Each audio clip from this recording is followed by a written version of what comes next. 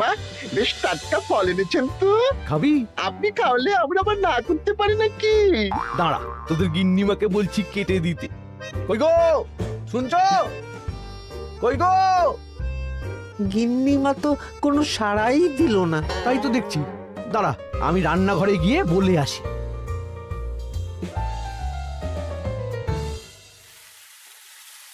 কই গো, শুনছো?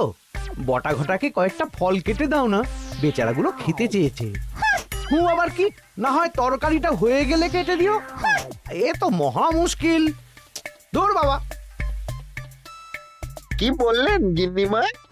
মানে মানে বলে মুখ ঘুরিয়ে নিল। হয়তো উনি ব্যস্ত আছেন, সেটা কোনো ব্যাপার না।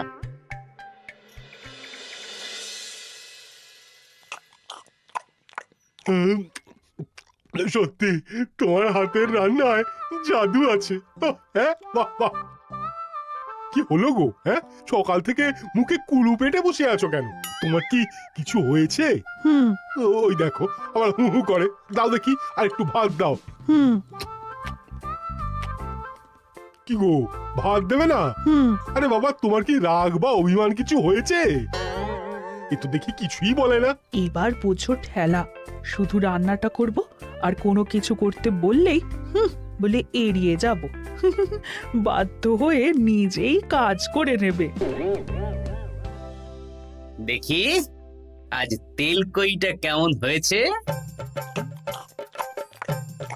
আহা, এই তুমিও খেতে বসে পড়ো গিন্নি। বাহ, দারুণ হয়েছে গিন্নি।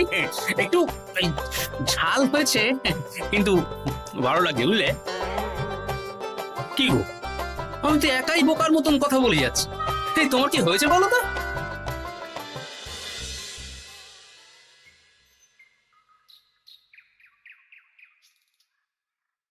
গিন্নি, মুদিখানা থেকে মাছ কাবারি সব নিয়ে এসেছি। এবার জায়গার জিনিস জায়গায় ভরে ফেলো তো। কি হলো গো, ভরবে না? কি গো, রাগ করেছো আমার ওপর? নিচে নিচে ভরো ভরো নিচে।